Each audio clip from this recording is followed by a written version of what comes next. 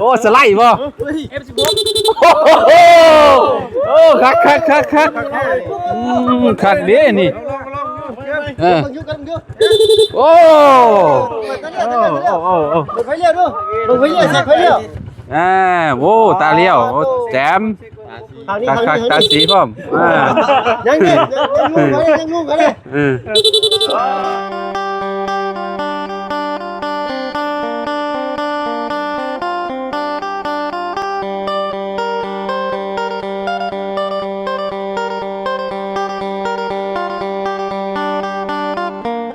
กับสบายดีสวัสดีพ่อแม่พี่น้อง FC บัสสุขุสุคนเนาะบ่ว่าสิอยู่ในและกระต่างประเทศเด้อพี่น้องเด้อเนาะมาพบมาพอกันกับเฮาคือเก่าคือเดิมพี่น้องเนาะเพิ่มเติมคือมื้อนี้พี่น้องเฮาก็อยู่ที่บ้านน้องอาเจืองพี่น้องเอ้ยเนาะพอดีว่าทางทีมงานเนาะพี่น้องนัดหับรถคันใหม่น้องอาเจืองเพิ่นเนาะพี่น้องเอ้ยพอดีว่าบางเช้านี่เนาะพากันลมกันเนาะว่าน้องเพิ่นมักรถสีหยังพี่น้องเอ้ยเนาะทางชุมเฮาก็เลยให้ทางพ่อน้องไส้หรือว่าบ่าวบุญคงเพิ่นหาให้พี่น้องเอ้ยเนาะเพราะว่าเพิ่นเป็นพ่อค้าเนาะพี่น้องหับรถหรือว่าไปหับรถมาขายอยู่แล้วพี่น้องเอ้ยเนาะรถก็ถ้าเบิ่งนำกันพี่น้องเอ้ยเนาะคันใหม่ๆพี่น้องเอ้ยเนาะปี2025พี่น้องเอ้ยเนาะราคาก็บ่ต้องเว้าถึงแหละว่ามันสิแพงส่ำใดพี่น้องเอ้ยเนาะเพราะว่ารถมันปีใหม่เด้เนาะมันก็ต้องกันรถปีสูงนี่ก็สิแพงพี่น้องคันว่าปีต่ำลงมาก็สิถูกแน่พี่น้องเนาะปีสูงก็งามเนาะออปชั่นก็น่าสิหลายกว่าปีเก่าเนาะพี่น้องสติกเกอร์หรือว่าแบบเสื้อหรือว่าสีมันพี่น้องเอ้ยเนาะก็สิแตกต่างกันกับปีเก่าๆพี่น้องปีใหม่นี่ก็สิโอ้มันก็สิใหม่สีงามพี่น้องเอ้ยเนาะสติกเกอร์กับใหม่เนาะเอาถ้าเบิ่งถ้าชมนํกันเนาะว่ารถสิงามส่ำใดเนาะทางบ่าวบุญโคมเพิ่นกับกำลังเดินทางมาพี่น้องเอ้ยเนาะทางทีมงานก็พากันมาถ่าอยู่นี่แหละเฮือนน้องอาเจืองเพิ่นนี่แหละพี่น้องเนาะโดยถ้าเบิ่งถ้าชมนํกันเด้อรถคันใหม่ทางน้องอาเจืองเพิ่นพี่น้องโดยพี่น้องเอ้ยเนาะก่อนบ่าวบุญโคงสิมาฮอดพี่น้องมาเบิ่งทางนี้ก่อนเนาะจักเล็กจักน้อยคักเด้น้องอาเจืองนี่ขยันขนาดพี่น้องยอมรับน้องไปเลยเนาะอันนี้เปานึงบ่โดยสวัสดีเด้อทางบ่าวบุญเนาะอันนี้เป็นผงก้อนนี่นะเนาะน้ำเลยอันนี้เคี่ยวอีกอันน่ะขวดออกมาอีกก็ได้น้อง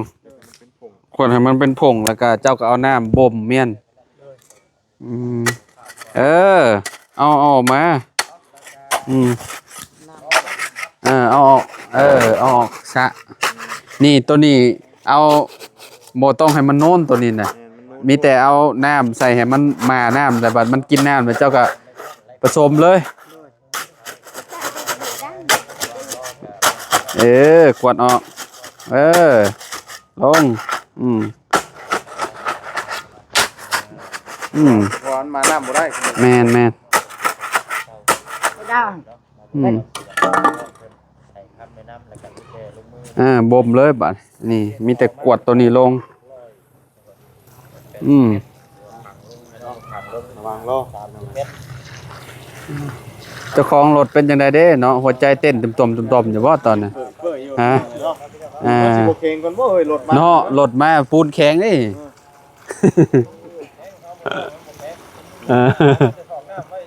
มาเมียนเนาะมาน้าเมียนนี่เห็นบ่นี่เฮาต้องกันนั่นไว้ดีๆอาเจืองโอ้ไปเลยปิดน้ำก่อน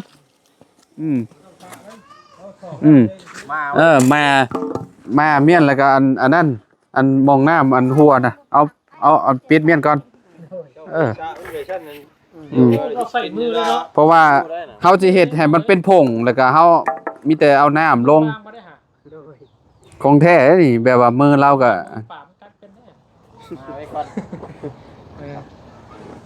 ของน้ำไว้ เดี๋ยวไว้เนาะ เอาสบายดีเด้อสบายดีพี่น้องเอาทางนี้สบายดีพี่น้องมื้อนี้รวมโตกันได้มื้อนี้พี่น้องเอ้ยเนาะรวมทัวกำลังมาเนาะแม่นกำลังมา มือชันวันดีได้มื้อนี้เนาะงามยามดีอากาศก็ดีอีกเนาะอากาศก็ดีฝนก็ตกลงห่ำเนาะ แม่เบียร์น่ะ มาล่างบ่ ล่างบ่ เนาะได้หิโน่ แนมเนี้ย อ๋อ ครับได้มันจังเข็ดเนาะ โอ้ว่า ล่างน้ำปลาก็ได้ เอาดูรีแม่ง เลยสบายดี คนเดียวว่านี่นะคนเดิน ขยันนี่เรากับเมียเรานี่แต่เช้าโอ้โห เข้าตู้แล้ว แต่เช้าเลยฝนตกห่ำข้าวปัญญางว่าเบิ่งคนนี่บ่มิดตัวเบิ่ง เบิ่งทางนี้นะพี่น้องเอ้ยเนาะนี่โอ้บ่อยแต่มีเนาะมีรักเราก็จวดจ้าดเลยพี่น้องยอมรับเราอาเจืองนี่เนาะโอ้คักพี่น้องเอ้ยเนาะ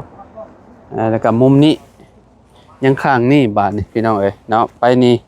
เนาะขนาดว่าท้องเราใหญ่เราก็ยังซอยกันพี่น้องกับทางผัวเนาะทางน้องห้างเนาะสวัสดีเป็นได้ตื่นเต้นบ่รถกำลังเดินทางมาเลยรถคันใหม่เลยปีใหม่เลยได้ใหม่ๆเลยสีที่เจ้าอยากได้เลยสีแดงดำพี่น้องเอ้ยเนาะถ้าเบิ่งนำกันเนาะ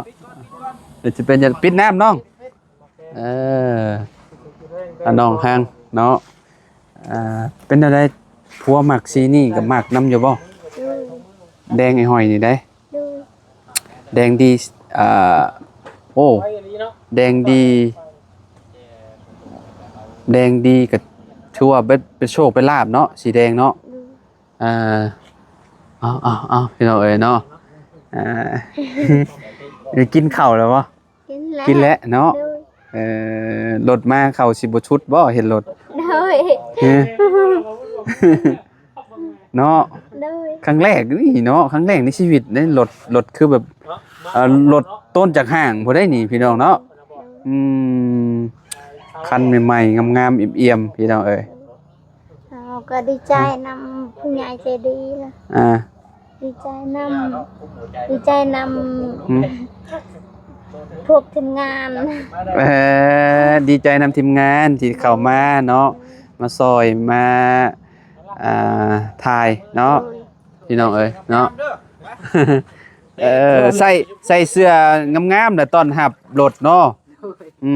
ล้างมือล้างยังให้มันสะอาดสะอ้านก่อนเดี๋ยวเนาะเอาให้น้องเพิ่นไปแต่งตัวก่อนใส่เสื้อคือพยาบาลเนาะหับรถเนาะหับโอ้คันแรกในชีวิตจำบ่จักอันนี้เนาะพี่น้องเอ้ย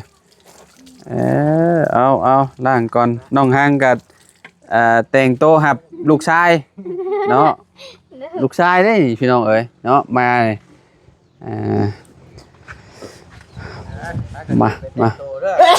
ผมจะไปตัวบ่ทั้งสองแล้วชมแท้ก็ยาใส่ได้เสื้อหันเสื้อสีชมพูหันเด้อเสื้อไว้บ้านติดกระดุมตัวนั้นแหละรออีกจักน้อยนึงพี่น้องเอ้ยเนาะว่าบุญโคมมันกำลังเดินทางมาอยู่เนาะพี่น้องเอ้ยเนาะรถมาแล้วบานดิเนาะเดินทางมาแล้วโอ้ไต่ตามาเลยเนาะอุ้ยใหม่ลีเหรอนี่ไอ้ช้อนท้ายเรามาบานนี่เฮ้อแล้วก็มีฮอด3คนผมมาโอ้คักเลยเหลื่อมมามาบเนาะอ้าวเจ้าของรถมาหับแล้วแม่เนาะโดยสบายดีใช่ไผคือปิดปากเมียนน่ะนี่ ใช่คนเวียดบ่คนเวียดบ่โอ้ยพอน้องไซบ่งามแฮงลีเนาะอ๋อ รถเพิ่นน่ะงามเนาะ งามเนาะ มีทั้งใหม่แท้นี่ ไม่ดีเนาะปาโตใหม่ล่าสุดนี่เนาะเอ้ย ปียังก็ ยังนี่ปี25 ปาเสาห้าแนวหมดแล้ว มือได้นี่ สตาร์ทมือก่อนนี่ครับ สตาร์ทมือครับ เลข4441 89เด้อ 89 ตัวท็อปอีก ตัวท็อปเลยบ่อ๋อแล้วบ่าว ฟังเสียงเด้อฟังเสียงกัน เฮ้ย ลงเลขกันบ่ลงเลข2อันนี้1ว่าง อ่า อีกวันนึงใหม่เนาะใหม่ ป้อใหม่แฮงเลยเนาะยอมหับเลยใช่ป้อเสียง บาทเดียวโอ้ใหม่ ตร ดิ งปกเลยที่ ยอมเลย คิดได้ของเช้าเนาะ ตรงปกเลยเซล มันมีสองคันแต่ว่าราคามันก็บ่ว่านั้นปานใดแล้วก็จะเอาคันใหม่เลยให้เรามันก็เทินแล้ว โดยคักแล้วบ่มันคงเลยคัก โยเห็นพี่น้องสอนเบิ่งโยนี่ ตีนใหญ่ลี่เนาะ นี่อาเจืองเราก็มักอันน่ะแบบว่าขึ้นเวียดเราก็เป็นประชาเวียดอีหยัง หนังสือเลยโอ้คักได้การ ทำสิไปอยู่เวียด มีไว้น้ำไส้ข้างนี้ มีใบนำไส้โอ้คักแล้ว เบียดได้บ่ตัวนี้น่ะ โดยได้ สบายเลยทางนี้เนาะมี เอาบาทนี่ มีอัน เก่งโดย เก่งบ่เพิ่นเดิน โดย ช่องเก่งลูก ใส่มันน่ะแม่โอ้ยเอาหับไปอยู่แล้วอยู่ในเฮือนในซานไปแล้วไปเข้าไปขี่ไปรถใส่อันนั้นน่ะอยู่บ่เนาะอ๋อ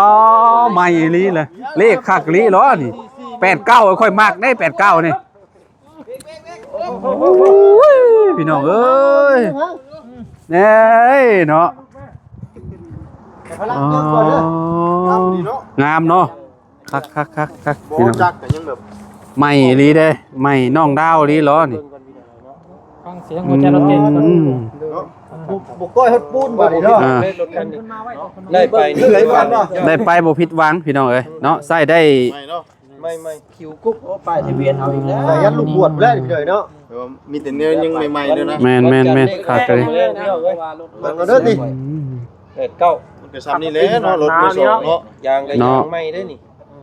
ย่างนี่ขี่ได้อีก2ปีพุ่นนี่ เสียผู้เสียปลาดีเนาะ งามหลาย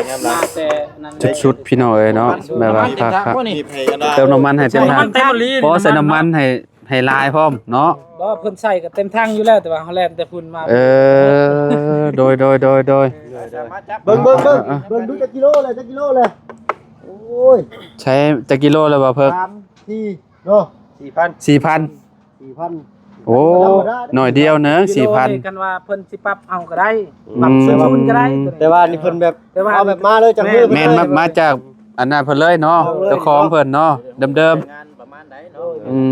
ะ ๆ คันว่าเรื่อง ฟังเสียงอีกรู้จักว่ากุญแจ2ดอกพูอ๋อ ครับ โอ้ สไลด์เนาะ เฮ้ย โอ้โอ้สไลด์บ่ F16 โอ้คักคักเด้นี่โอ้ลงไปเลี้ยวใส่ไปเลี้ยว โอ้ตาเลี้ยวโอ้แจมคักตาสีพร้อมยังงูกันเลย โอ้ กันบ่เนาะ บ่บุญได้บ่เอาแล้วเอาแล้ว อันนี้เอาคนมูเนาะ คักโอ้เลี้ยงกันนะโอ้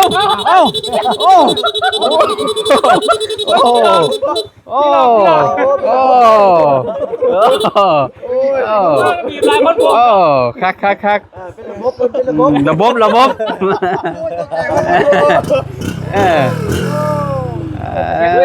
แน่นเสียงแน่นอะไรพี่น้องยอมหับเลยว่าเสียงแน่นเนาะ โกปิโต แบบว่าเพิ่นเสกรถเพิ่นเสกแบบนั้นได้ออกจากเรือนนี่ปิดท่อไว้ไม่อยู่นี่ ไปพูดเลยนี่เอาลองมาอ๋อบ่พิวคอย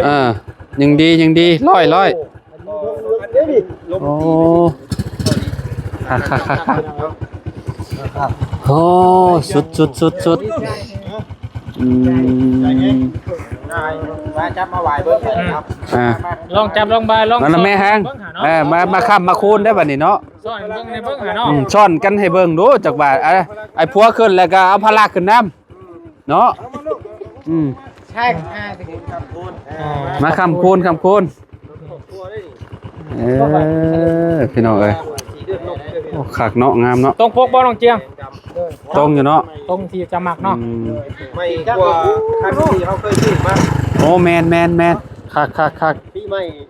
ปีใหม่ชมราคาพี่น้อง รถเพิ่นมาถามสอบถาม มาพี่เนี่ย เนาะคงราคานี่แหละมันบ่จะงาม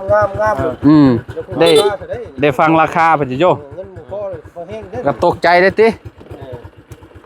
อ้าวล้มบาดนี่ เอาลงเบิ่งบาด เราก่อนคุยเรื่องเวียกก่อน โดย 8 ล้าน 5 แสนรถออกใหม่ล่าสุดนี่นะ ปียังอันนี้เนาะ ปี25 โอ้ น้ำใส่26นี่ น้ำใส่สะฮกเนาะ พวกเดียวกันเนาะ โดยพี่น้องเอ้ย เมียนอยู่เป็นความเรานำใส่ชาฮก นี่น้ำใส่สะฮกเฮามาสีสะฮก เมียนเด้อว่าปีมามือนี่บ่ เมื่อวานขาดเดือน หากระเดือนหลังนี้เนาะ ผลิตแล้วเมื่อวานนี่นะ มันคำว่า18กว่าเนี่ยเงินสิพ่อบ่แต่ละคู่แต่ละคนมันมีเท่าใดนี่มีไผนี่ เพิ่นลุดอยู่บ่หรือว่าจังได๋น่ะลุดได้ลุยอยู่บ่ รุดได้เท่าใดบ่าวบุญโคง ราคาเต็มได้บ่อัน18 5แสนนี่ ข่อยอย่าลืมเด้อข่อยมี6ล้านนึงได้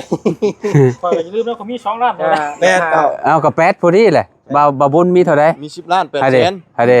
บ่ดี ก็ บ่ดีเป๊ะ ก็ขอเพิ่นลดนี่แหละเห็นแต่ว่าก็ได้เนาะ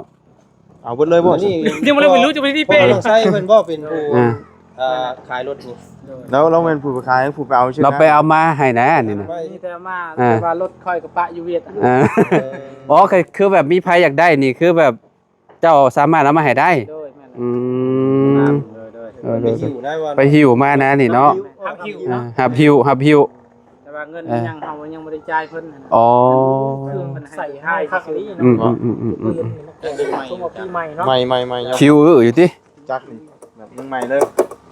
จาก Honda นี่สุดยอดแล้วแบบว่าเรื่องทนเรื่องหยัง 18ล้าน5แสนนี่แหละแบบว่าปกติแต่ว่านี่แบบว่าคนกันเองก็มีแต่8ล้านเรือเนาะโดยการเดียวกัน หาหิวแล้วก็บ่ได้เอาซั่นบ่จัก บ่มีช้ำนี่คือสิให้บ่มีช้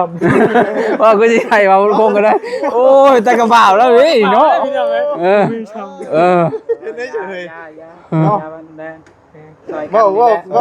ว่าแบบนี้บ่เป็นตาลดน้องอีเนาะ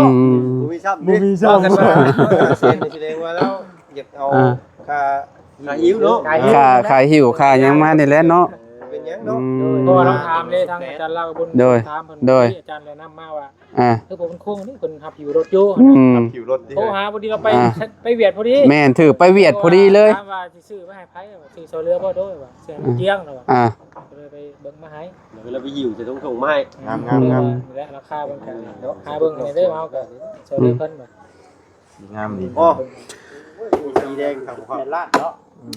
18ถ้วนบาทใช้ลงขี่มึงยั่วน้องเจียงบาทนึงได้18กัน ไม่คักเลยรอพี่น้องเนาะ 8ล้านประมาณ20,000บาทเท่าใด28,000 29,000บ่พอเกือบ 30,000เพิ่นจักเนาะ 30,000หมดแล้ว เราใหม่เลยเหรอ เกือบ30,000 แบบคือจั่วรถตะไมเลยครับเบิ้ลด้วยรถเยอะราคาอันนั้นคือ26ตอน26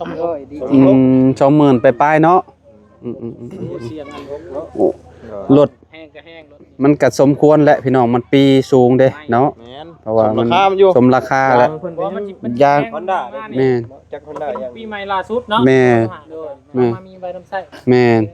ให้อันเป็นได้ใบนั้นใส่เพิ่นนะครับมันเขาใส่เฉพาะได้เฉพาะทั้ง ได้ เดีย เฉ ดิ พาะทางเวียด โมอยู่ลาวเขาก็บ่ปานใดดอกเนาะรถนี่ก็ขี่ 40,000ปลาย เนาะ แท้ใช่ป่ะแท้เนี่ยแม่นแท้ว่าเจืองก็ อ๋อเจืองหูยืนยันเลย ไปเวียดได้เลยเนาะ อันชื่อตัวนั้น สีผ้าผากคุป้อม ก๊อปตัวนั้นเนาะ ไว้เนาะอย่ามันเหี่ยมันยัง ของแท้เพราะว่าเวียดว่าเจ้าชิคีเองแต่ว่าเขาชิคีเองเราจะเอารถตัวมีหนังสือเลย พร้อมจัง เฉพาะแล้วมันจังอันนั้น ปกติเฮาซื้อบ่ได้เคยมีเลยเนาะ น้องน้ำกับบ่ได้มีน้องมีไผอ่านอ่านในทางเลยบ่ได้มีเลย แม่นสมราคาเนาะ เว้าพี่น้อยเนาะ 89เนาะอันทะเบียนตัวนี้ก็ทึกนี่ตู้ใช้นำเบอร์แบบว่าออกมาคันที่89มานี่นะเลขหน้าก็เลขออกบัตรเลขออกบัตรนะเอาไว้เสียคันที่89เลขสวยช่ำพี่น้อยเนาะ 04441เด้นี่ เลขทะเบียนเนาะบ่แรงนี่ล่ะว่าออก เร่งนี่เด้ โอ้หวยลาวได้นี่บ่แรงนี่ ป้ายรถน้ำซอนมื้อนั้นก็ถูกบ่เลยวะแต่ตัดแม่นบ่ตับมื้อนี้ก็คือกันนี่มาทุกมื้อนี้ครับ เนาะถึกมือมาเลยนี่ เอาเด้อพี่น้องเอ้ยเนาะข้ามโค้งเด้อบ่แรงเด้อข้ามโค้งบ่แรงนี่89สีเดียวนํเบอร์ เนาะของรถใส่คักได้แก่ได้เฮาเนาะ เนาะติ๊กเนาะ ข้างวะ คักนี่ แต่ว่ามีบอลก๊อปปี้กับไปก๊อปปี้นี่ซื้อไว้ดี ข้าง เด้อ นี่ ตัวนี้ ข้างนี่ เวลาเฮาฮดน้ำพ่นหยังมันจะ แม่นแล้วมันฝืดมันใหม่เด้อ่า เอาไว้แล้วหนังสือตัวนี้จะปะไว้อยู่เฮือนเอากลับ แต่ว่ายืนยันยังกับจังแลนมาตัวนี้ถ้าว่าเพิ่นอยากได้อันนี้นะเลย กับเอกสารไว้ ใช้ฉันลูกเมียเพิ่นมาพร้อมกันมาเด้อให้ลูกให้ห้อยเด้ มาอันอาหารมาพลักนอนแล้วโอ้ยเนาะเอาละบ้านนี้เมื่อบ้านเมื่อซองกับบ่ย่านแล้วบ้านนี้เนาะบ่ย่านว่ารถสิตายกลางทางไปมุมนั้นน้องห้าง พี่ไปเพิ่นยืนข้างนั้นเฮาถ่ายกล้องข้างนี้ มันยนต์แสดงเนาะ มันมุมเลยเนาะ จับให้ได้เปล่า มาเอา มีส่วนร่วมเนาะเขาวิธีเพิ่นได้ มีจักคนมี3พระองค์เนาะ แม่นมีเจ้าแล้วก็มาแม่ เขา เขา ชื่ ชื่ อ อ ช่องได้ทั้งนั้น มา เฮ้ยอาจารย์ มาเอาไปได้แล้วเก็บเอาเองดอกบ่ได้ โดย ให้แล้วแล้วก็ บอกบ่ อันนี้ชวนผมข่อยเนาะเดี๋ยว8เทื่อนี้เก็บไปก่อนเนาะเก็บไว้บางเทื่อล้างหัวรักแค่แล้วบ่พอ ยังหลาย สบายดีเด้อพี่น้อง โดย นี่ที่น่ะตื่นตันใจมื้อนี้พี่น้องเอ้ยเนาะรถก็ใหม่สีสันสดใส คนเด้ คนผู้เก่าขอยันบ่พอแล้วต้องขอย่านได้โอนแล้วไปเด้ ได้ร บ่ ถ ได้จุกออกนำนี่ โอนออกได้เนาะ เนี่ยทางบัญชีอยู่ทาง เพราะว่าข่อยเงินข่อย มีบัญชีอยู่แล้วบ่าวบุญคง มีอยู่ เบิดแล้วนะข่อยจำเป็นเอา เดี๋ยวสิโอนให้บุญก็ได้ เงินสดให้เรา เอาเป็นโอนเอาด้วยกัน เพราะว่ามันอยู่ในถุงจนว่าแหล่จนกำเบิดเลย อยู่ไปอยู่มา อยู่ไปอยู่มาอยู่เนาะ ซอยกันนับเด้อ เอานับเด้ออันคนขาย มานับก็ได้ ได้เด้ นับเบิ่งเลย ต้องมั่นใจเด้ 10ล้านตัวนี้ ล้านน้ำข่อย6น้ำมาบุญ2เนาะ พอดีเนาะ บ่นับก็ให้นับก็นับ นับดู โชค โชคปลาอัน นี่ดีป้ายทะเบียนนี่ นี่บ่ ทะเบียนนี่ เฮงๆเด้อบ่เลงเนาะสิชื่อ41เด้งให้เลขปลาบ่ ก็มัก89แห้งมื้อนี้ 89มื้อนี้นะ จัดทอง เลขกระปูบ่ คักรถ 89มื้อนี้นะจังได้ก็89มารถมา ว่าคนฝันเห็นปลา เด็กควายเล็ก ปั้ง ปลา มาได้ ขาวแล้วก็เด็ก ปั้งมา ยุ ได้ ง เลข2ตัวไปถึง มี ตา 3 น้ำซัด คัน 440484นะ ติดปลา นับเด้อนับเบิ่ง นอนคืนนี้เห็นปลาเต็มอยู่ในหนอง โอ้แม่นได้สิ4 1อยู่เด้อ มาตรงกันเล ก็ ย เจ้าว่าคนฝันได้จับปลาสิได้เงิน บ่ได้จับมันลอยในน้ำ ร้อยซื่อๆโอ้ยแล้วกันซะบ่ได้ซะ มันลอยแล้วมันก็ไป ต้องจับเลย จะต้องจับ หวานเฮเด้ หวานดีๆคำสิแม่นได้ล่ะ ลองเบิ่งเนาะถึกจังหวะเลยได้นี่รถน้องเพิ่นมาพอดีเลย เลขปลาพอดีนะนี่ ดุนครับบ่สิให้โชคคือรถนั่งสอนนี่บ่ สิแม่นคือเจ้าของเพิ่นเคยบอกอยู่บ่เนาะ สองงวดเต็มเนาะ เนาะ แต่ว่าเราบอก2งวดเต็มข่อยบ่ได้จักงวด ลืมมัน2งวดเนาะผมบ่ได้ซื้อ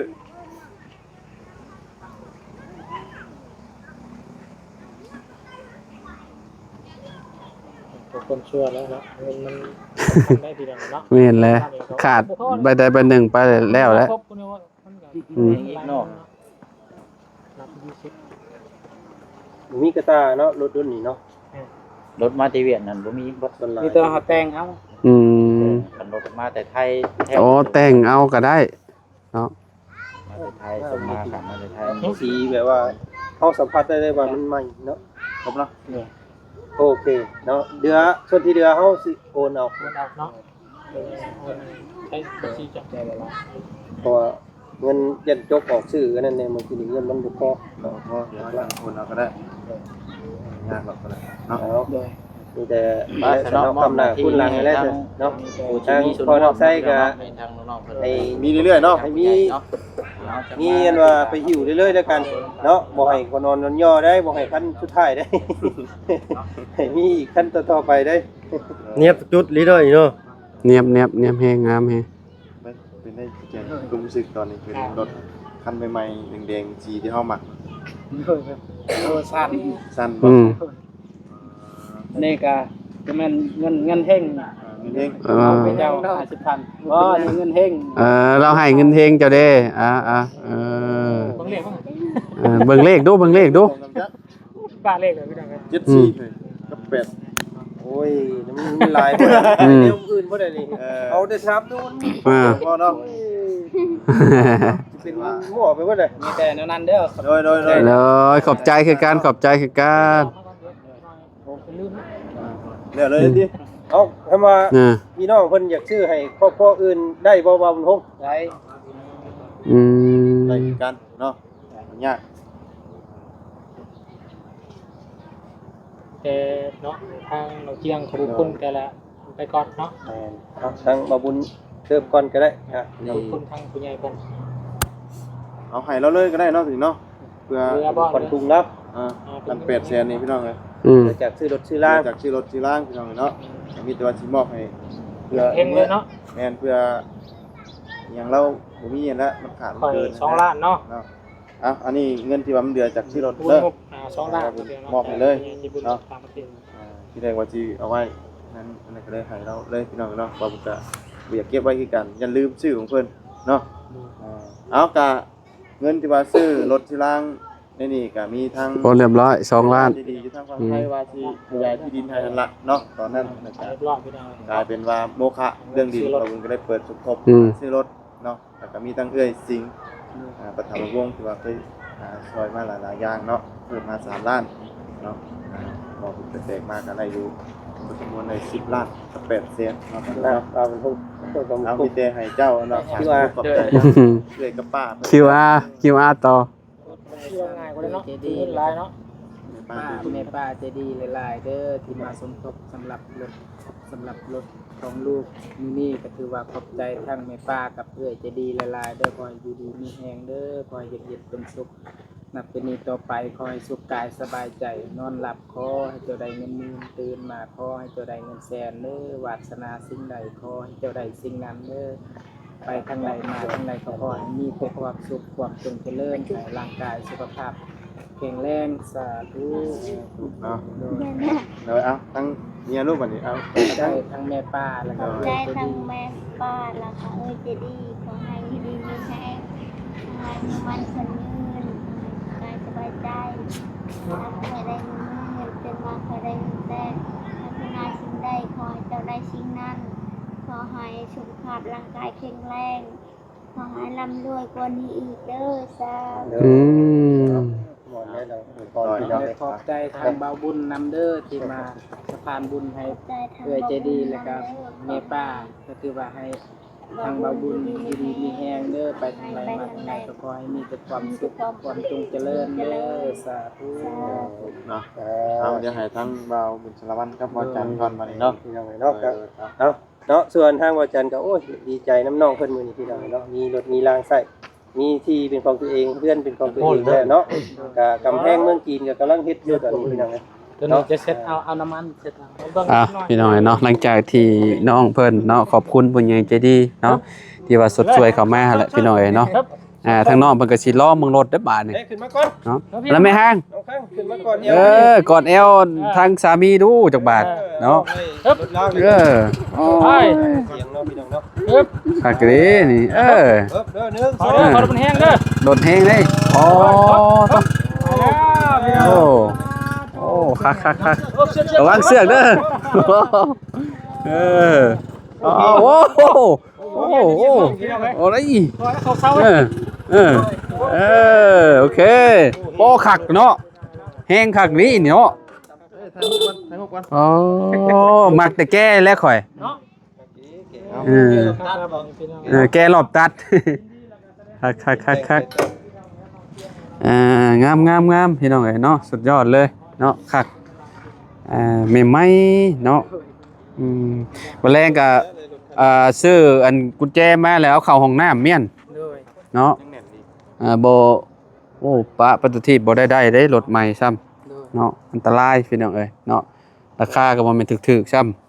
ำเนาะ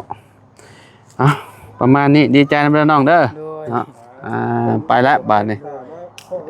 มีแต่หาโซ่หายังมาลามเมียนนั่นแหละแม่นล็อกในห้องนุ่งห้องน้ำคือเจ้าต้องมีอันนั้นหูกระต่ายมาอันนี้ใส่พร้อมห้องน้ำเจ้าเด้อพี่น้องเอ้ยเห็ดกระต่ายเมียนแล้วก็ล็อกข้างนอกน้ำแล้วก็แบบว่ารถมันใหม่เด้แม่นเห็ดทั่วอ้อมแล้วก็จบแล้วเนาะเรียกว่าโอเคแล้วไปสับไปแล้วเนาะสบายดีเด้อไปน้องห้างเอาพี่น้องเอ๋ยเนาะดีใจนำเนาะทั้งน้องๆเพิ่นพี่น้องเอ๋ยเนาะอยู่ดีมีแฮงเบิดสุขสุขคนขอบคุณหลายๆที่ติดตามและเป็นกำลังใจให้เด้อพี่น้องเด้อเนาะพบกันใหม่พี่น้องสำหรับคลิปนี้ไปแล้วสบายดีพี่น้องโดย